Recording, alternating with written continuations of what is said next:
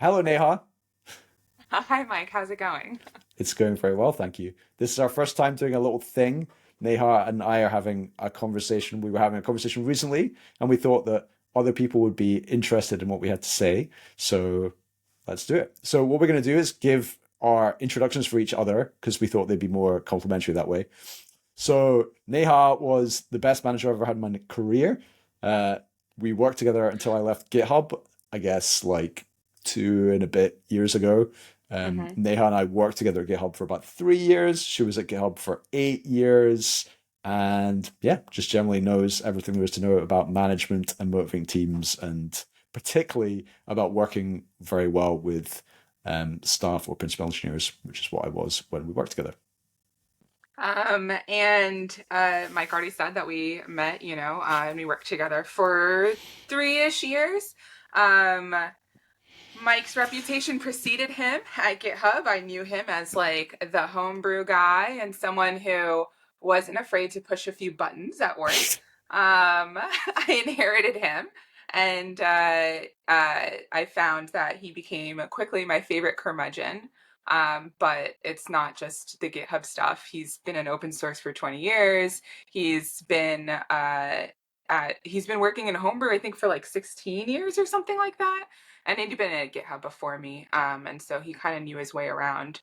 We worked really well together because Mike is, while he is not afraid to speak his mind, he's actually incredibly patient. He's kind, and he's willing to work with people who are willing to put in the work themselves. And I feel like those are the qualities of some of my favorite people.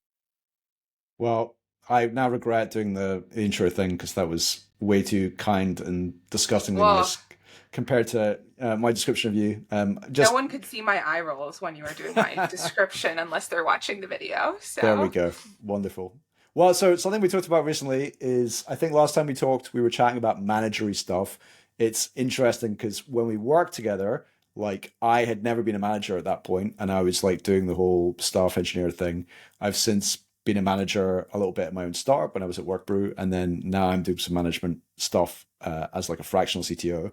And I wrote a wee post on my blog recently called like minimum viable engineering management, based on like describing to people who might not have done it before, like what I see as the minimum expectations, based on having been at GitHub when there was no managers, and then when there was managers when there was no expectations.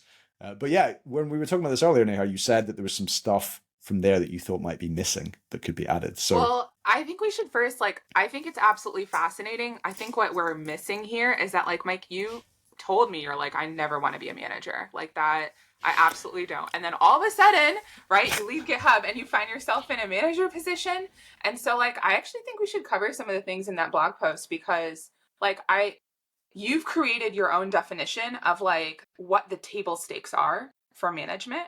And like, I feel like I've been in management for way too long to be critical enough about that. And so like, I think you should share like what you think are table stakes for management and what worked for you in order to stay sustainable because you were still coding alongside, right? Like it was a small company and like, shit still needed to get done. So how do you balance that management with the day-to-day work and like do what you think is like minimum viable? yeah, okay. So I guess why I ended up doing management, I guess, like that was the expectations when I joined the startup would be like That's the deal. event. Yeah, so it was sort of the deal from the outside. Well, that was helpful because it was like, okay, well, this is a thing that's going to happen at some point. So, I initially was just cranking out code or whatever, and eventually we started hiring some other engineers who weren't me, and it was like, okay, well, I'm going to keep writing code, but also have to manage these people. And I guess my experience with GitHub, positive with you and negative with people who will be unnamed, uh, in the past, like showed me the various extremes of like management and what should be done and shouldn't be done. And I don't know, like I guess I've had experiences or seen people or had people in my network in the past who like were part of a big company and all the management and HR reporting and blah blah blah was like really oppressive and they hated it. And then they're like, when I make my own startup, I'm not going to do any of that, right? Like, and throw the baby out with the bathwater a little bit. hmm And I was like, hmm okay, like how can I not be like really shit as a manager, right? Because I'm just being too lazy. But how can I make sure it requires the minimum viable amount of my time, and how can I make sure I'm providing like the minimum viable like services, I guess, to my reportees or team or whatever to make sure that that gets done. And then I guess in both roles that I've had where I've been doing that, and also like what can I potentially offload to other people in the team, be they like formal managers or semi managers or not managers or whatever. Yeah. And like in this blog post, right, you write about, you know, regular one-on-ones, right? And it's not just about a rundown of everything you've done. It's about getting context and providing context. It's about delivering feedback, and unblocking them. And it's about receiving feedback. But I think what's really interesting about your post is every section that you have in your post is about a question. And that is because having conversations with your reports and working with them is about a dialogue, and it's not about a one-way push of information. And I feel like when people start to think about it as like, hey, I'm coming into this one-on-one, you get on your soapbox for 30 minutes, then you've like lost the plot, and it needs to be about a conversation back and forth. Yeah, I couldn't agree more. Like I think what I hated being on the other side of that, and I try not to do it because I guess as you know, as you maybe noticed or knew when we worked together, like I had an early reputation in GitHub for being like aggressively anti any meeting, right? Which I I didn't necessarily do a quick job to shed because as a reputation, it's good because it means people are like not frightened would be a strong word, but people are maybe apprehensive to schedule a meeting with you unless it's really important and it can only be done that way. And like Yeah, you want them to that think about it, exactly. think twice. And I like that. I like that then and I like that now. So for me it's like I think there's a bunch of stuff you can do outside of the one-on-one in terms of like information delivery. And you know, if I just need to tell someone something, like I'm not going to wait till our one-on-one. I'm going to tell them in Slack or Right, an of email course. or a GitHub comment or whatever. But then also like the other way around as well, like where, you know, I think I maybe mentioned Geekbot in the post. That's just my like Slack stand-up preferred tool of choice. But equally, like I don't think it makes sense to have like a daily meeting with someone where they just tell me what they're doing when they could just Mm-mm. write that down in a form that everyone can consume. So yeah, so like that's why for me it's as you say, like around questions and particularly around like difficult conversations, right? Like having face to face video Yeah, call, both people with their cameras on, synchronous or in person, like that is something where, yeah, like it's easier to have difficult conversations that way than it is to just like quickly fire off a DM. And yeah, and I guess for me, like two-way feedback delivery is one of the hardest things to do and yeah, receive. And like that's the best place to do that, I think. yeah, yeah. And so I noticed in your post, the one thing that I spend a lot of time on in my one-on-ones that wasn't mentioned there is establishing connections. And so one thing that, I mean, I'm thinking about this from two perspectives, but you know, uh, in the case, which was at GitHub, that I often had a greater sense of like what the actual org chart was, like the shadow org chart of how things work. I could kind of put some pieces together and say, like, okay, cool. If you're blocked on this, you should talk to this other person. Or I have a feeling that things are going to change in this certain area and like you should go make friends and you want to make friends now before things hit the uh get become conflicted. I'm going to use appropriate language here. I don't know what the line is for a podcast I've yet. sworn uh already, so you can swear. We've already got the explicit tag. yeah, when shit hits the fan, right? There we go. And so uh I think it's really important to establish connections. It's also great as a manager because then I'm not the in between, right? So I'm trying to think, okay, cool, who does Mike need to talk to so that they can resolve their shit on their own and like not go through me. And it's all about like knowing who the influencers are and who are the blockers and also not the influencers of today, but I'm trying to think about what this company is going to look like in 2 years, in 3 years, and who the top contenders are. And I'm not just going to be like, Mike, here's like my play by play, and here's like my brackets, and here's who I think is going to win. I have to tailor that to the individual. So I'm going to say, hey, Mike, like, if you're working in this area, you might want to go reach out and make connections with these people. And establishing those connections, I don't know if it's minimum viable, but I do think it's like a very under leveraged part of being a manager. Yeah, I think I definitely found that really useful when we did that at GitHub, and I definitely think like I guess in my mind at least some of that would like maybe fall under kind of getting and providing context. Like I Yeah, think context. Yeah. I've written Yeah. the piece probably from more of a, because it's all I've ever done, mindset of like a smaller organization, right? So like the Yeah. So first there isn't organization. that much of an org chart, right? Yeah, exactly. So it's like, Yeah. so it's probably obvious to people a little bit more like who they should know. But I think the interesting thing about that is I think something that you and I were both very good at, and I think we shared this with each other when we were a manager, but I think we also shared this with a bunch of other people in the wider team, was like that idea of just being like, you and I would both just like sit in a lot of, well, Slack channels and maybe I'll be on some calls or documents or GitHub issues or whatever, and just almost like absorb the information so that later on when someone on the team is like, why is this person doing that? Yes. We're like, oh, I Yeah. have the answer for you actually on that because I've Yeah. just read all this stuff Yeah. with the anticipation that at some point in the future, someone will need to know some of this stuff. I think also like, especially if you're working with really high level folks, um, like our conversations weren't always about like, this full structure, right? Because as you get more and more advanced, you don't need to. You are not just a staff engineer under me, you're also principal, right? And uh it once I became a director, it dawned on me that like I needed to have opinions about things. And like those opinions wouldn't necessarily, I was so used to just being asked and then trying to form my opinion. And I needed to get ahead of it and I needed to establish my own opinions. So, what you and I would talk about a lot in our conversations would be okay, cool, this thing is going on. It's not bad yet. We don't need to interject. What do we think? Right. And like, I wanted your input and your input wouldn't become my opinion, it would just be input, and I would share my perspective, and like we could influence each other and we could try to grow each other as we started to make assessments about what was going on, why, and then like eventually like, hey, do we want, what do we need to see to take action? I think the other part of that I think is really interesting is that we're a team and we're tag teaming together and we're like negotiating, okay, cool, who goes first?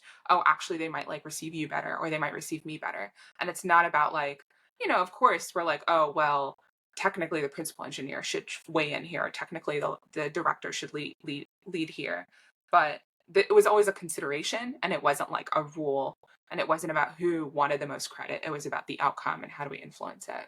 Yeah, I think that's something that again you and I shared there, which was good. Is like we both cared more about the outcome than who got the credit, right? And I also think like in my mind with one-on-ones and like manager managee relationships or whatever, like ideally it's always like a two-way influence thing, right? And it's a Yeah. two-way feedback thing and it's a two-way collaboration thing. Like, and it's obviously sometimes it's going to be need to be a little bit of like command and control or whatever, but like that you want to minimize that stuff, right? And I think something else that um you and I were both, in my opinion, reasonably good at, or like at least aspired for, which is not always super common, is that expression of like servant leadership, right? Yeah. Of Yeah. Yeah.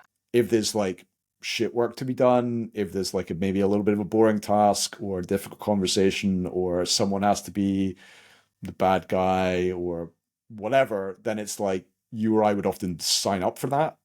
Yeah. Yeah. And I think in a funny way as well, that comes back to establishing connections, right? Because I guess one way of looking at it is the way you mentioned it before, with the establishing connections of like, hey, you should go and meet with this person, whatever. But you're also building connections with the people in your team, the people you're reporting to, the people who, the people who are your manager, and you build Yeah. those connections and those trust often, I think, through vulnerability, through like being willing to be a servant leader rather than being like, I can get away with this, but I'm in charge and you can't, so nah. Yeah, I think it's like I've always thought about like, uh servant leadership has such a bad connotation with it in some ways, right? Yeah. Especially with like the movement of founder mode and blah blah blah. Um And like I think the way that you defined it was really good. Where it's not all that like crazy and like about sacrificing and like being a martyr. It's just about getting in the trenches with people Yep. and being really honest about what you deliver. Right. I remember when I became a director, um, which is where we met. Right. Um, it was over a team that I had never worked with before. And like, of course, we all knew each other by reputation, but it was like terrifying for me, right? Because I was like, why would these people want to work with me? We had, one of my favorite people in the world, Derek, right? Who was already a very respected leader. And like, who am I to come in? And then obviously I got, not obviously, but, I got told that I would be the directly responsible individual of this product that I hadn't even played with that much and I didn't really know much about. And I had to all of a sudden become in charge. And it was like instant organ rejection from the team. And what I had to do, which luckily was my instinct to do, it wasn't like I had to change my personality or what I wanted to do, was like, okay, cool. Let me be really clear about what I offer, right? I'm the only one who's in those leadership rooms. I need to represent your opinions. And then I need to come back and I need to tell you what their feedback is. My job is to give you the best possible feedback, to argue back with them, to minimize the work that you need to do, and to be as honest as possible so you can do your work. Everyone just wants to do the best work that they possibly can and they want to feel proud of what they do. And like being able to articulate what I offer and not do more than that, I think is like part of servant leadership. And I also think it's about bringing people in, right? So it's like, did I want to be in those meetings alone? Absolutely not, right? Like, that is terrifying to be representing every single decision when you don't even know what happened. And so I immediately started my mission on trying to bring people in as quickly as possible. I feel like part of servant leadership is sharing that credit. And especially if you're the default leader, you should be stepping out of the limelight as soon as it's effective, right? Well, that's my opinion. There was I something else you said, which was like, oh, sometimes it's like not about command and control. Sometimes the best thing you can do as in servant leadership is to take over and help people out of a jam as well. But it's probably like a 5% likelihood versus like the 95% is to be in the trenches. well, I think like what I like about your framing is that idea of almost making, I guess, to maybe jump into engineer speak, like making explicit like what your interface is, like Yes, what your yes, responsibilities yes. are, Yeah. like Yeah, here are my endpoints. yeah, and I think that's I think like making things explicit is so if you combine making things explicit, which include things that might not make you look good, right? So something I'm enjoying about the fractional CTO work right now is the fact that I am fractional means that like I don't know a lot of stuff a lot of the time, right? So Right. like a lot of the time I'm trying to drive a decision without a strong preference of what that decision is, but I'm just Yeah. like I just want clarity, right? And I do that different ways sometimes. Sometimes I do that by asking questions, and sometimes I do that by being like, I think we should do X, right? And then the entire room erupts, and I'm like, great, we're not doing X anymore, right? Like, you've Yeah. all explained to me why we don't do that. But, like, if I had asked you, like, what do you think about X, there may have been crickets. But if I say, we're going to do it, then I get a reaction, and then I can respond and iterate and change on that reaction. And I just think, like, stuff like admitting you don't know, being willing to change your mind, like, all this stuff that maybe I don't know if that's part of servant leadership per se, but I think there's a lot of stuff that is like viewed as maybe like weakness, and you need to show Yes. strong leadership, but actually it's kind of the other way around. Like actually that it shows a lot more confidence and strength in some ways in leadership to be able to be honest about when you don't know things. Yes. I actually think that like, something that I'm always trying to do in meetings is think, okay, cool. Um, what is information that's like not explicit right now and like to call that out. And then the opposite is like, okay, if I'm confused, there might be other people in the room confused. You have to weigh it, right? Like you don't want to like make the whole meeting about you. But sometimes if I ever get a DM where someone's like, "Hey, what's going on?" I will always ask that question. And like I'll always be the one, well, I'll always try to be the one who's vulnerable first and like willing to look a little bit stupid. And I think you're absolutely right. That actually is, you have to be extremely confident to ask questions, and you can role model that, right? You can role model this like curiosity and like to be willing to switch up the conversation. I think the other thing that you said is like, sometimes people are in a deadlock for a decision and you just need to give them something to react to. And if they do that, what you're saying is you're willing for people to yell at you in the name of progress, right? And like it's about like a good argument, and you're like willing to say, okay, cool, let's start a good argument. And if it means the entire room is just yelling at you and telling you why, you're like, great, we've learned A, B, and C, and like now we have a path forward. And like no one's gonna say thank you, but like you're welcome, right? Yeah, I also love the idea of like a good argument or constructive conflict or all that type of thing. But what does that look like to you? What's a good argument or conflict or bad argument or conflict? So I got this philosophy from Pivotal, the company I worked at before GitHub, which is like, and it's not, I don't think it's invented by them, but like we talked about it a lot. And it's like this concept of a balanced team, right? And so at Pivotal, we had, every team had an engineer and or an engineering lead, a product lead, and a designer lead. And we always said that like this is our balanced team because we had to represent three personas, right? The technology, the user, and the business. And the thing is that like if we all thought the exact same thing, we wouldn't have a better outcome. We kind of need to argue with each other, and we kind of need to represent different sides sometimes in order for us to figure out the best compromise. And if you have people that you can argue with really well, I had like a product counterpart, Billy Griffin, when we were working on desktop and CLI.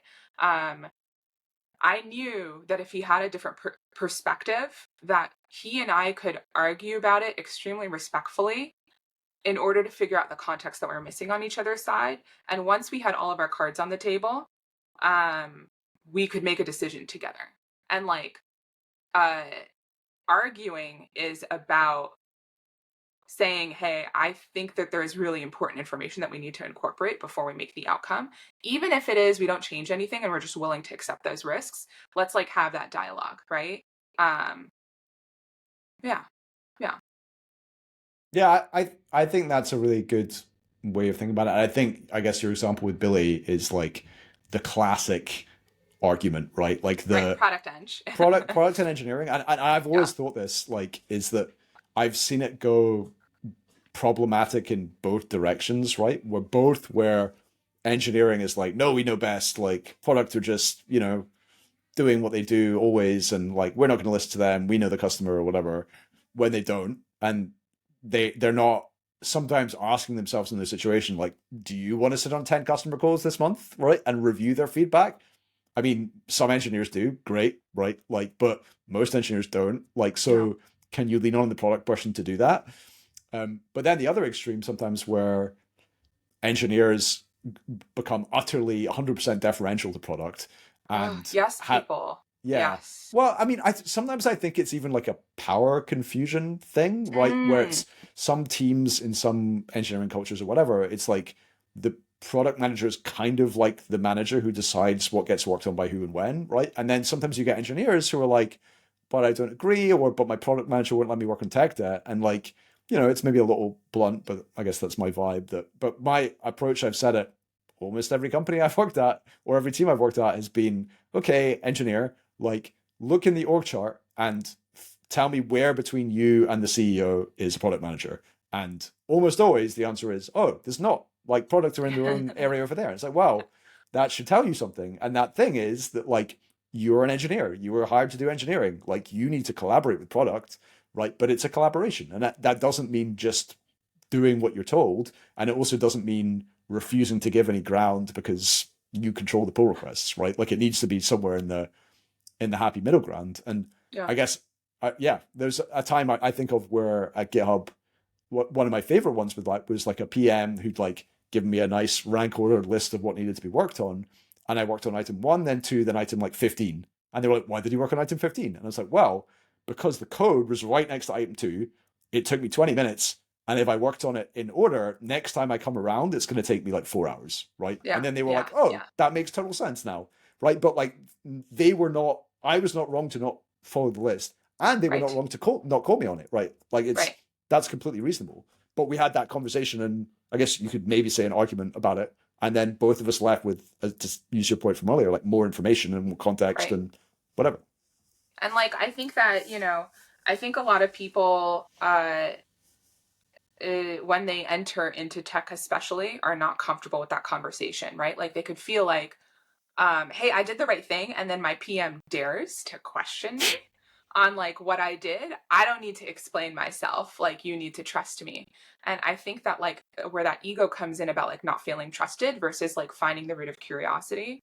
I think that it gets hard when like people are, new to the conversation, new to those arguments, maybe have a little bit of ego or a chip on their shoulder, or that like, you know, those are sometimes things that you can't control depending on who you work with. The one thing that you have control over is phrasing your question in a curious way.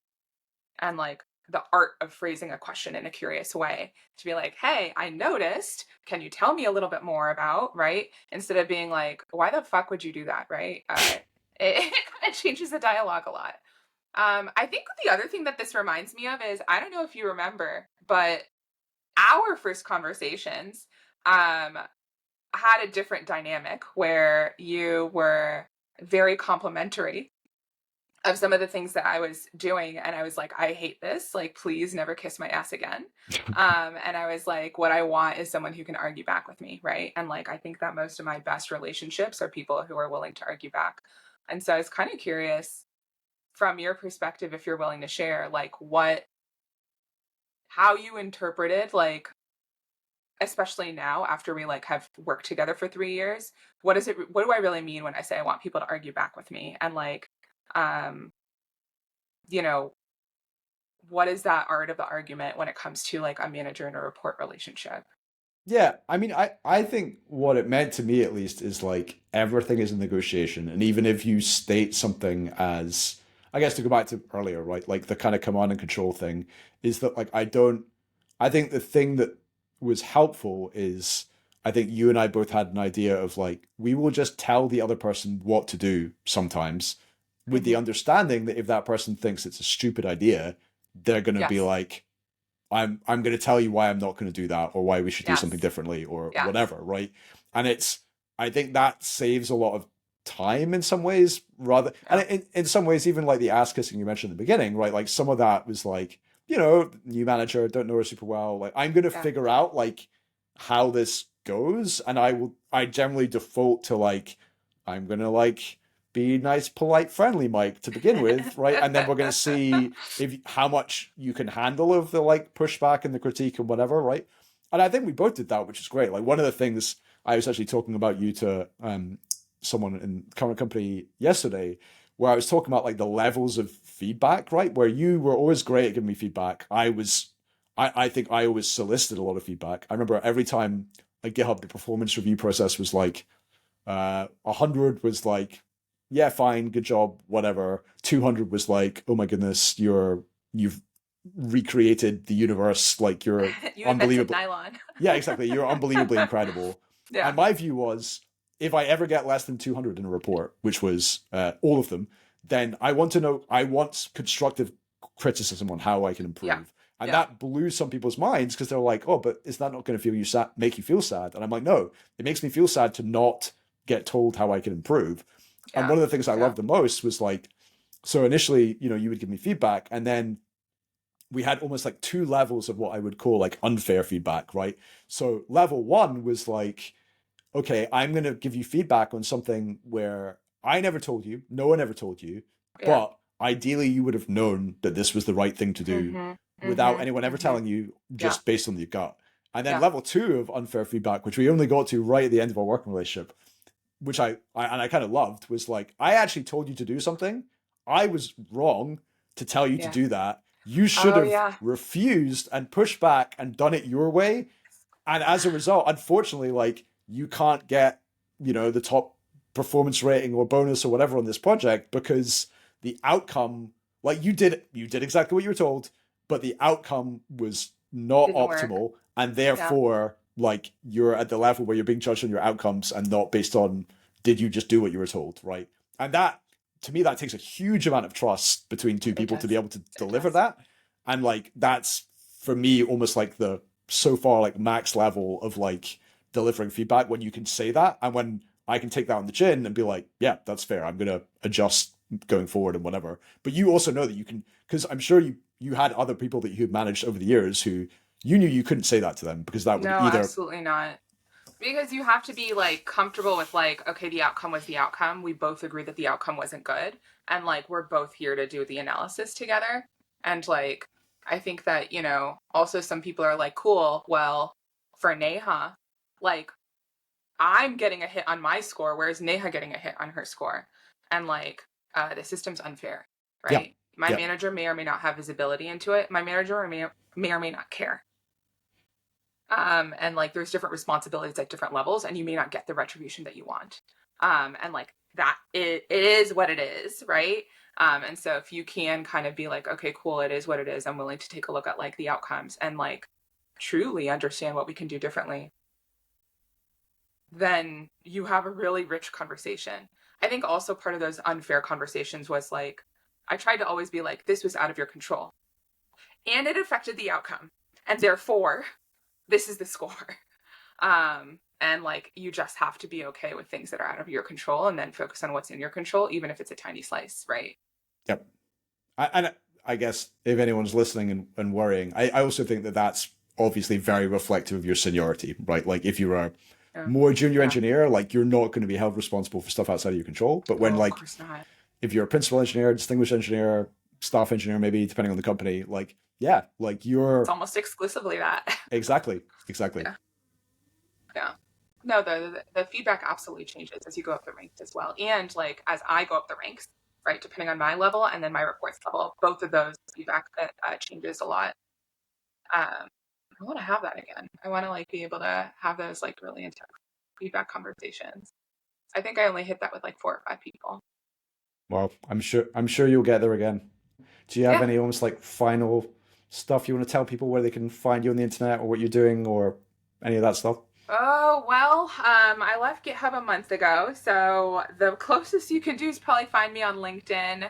I'm Neha Batra. I haven't started posting anywhere yet, so you'll probably have to wait a little bit longer, but I'm trying to start.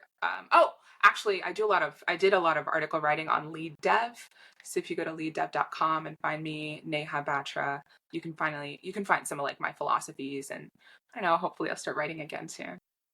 What about you? Awesome. Awesome. Yeah. So I'm doing solo consulting stuff. I'm doing a bit of fractional CTO work. Like I do writing on my blog at MikeMcQuaid.com. And yeah, if people want me to write for them, talk to them, do some fractional CTO work or consulting stuff or whatever, then that's the best way to get in touch. Oh, So yeah, and like if you are listening to this podcast and you're like, I really want to hear the two of you talk about something, like reach out and tell us, and like maybe we'll incorporate that into another round if people like this. 100%. Yeah. Thanks, Neha. Have a good rest of your day. You too. Bye.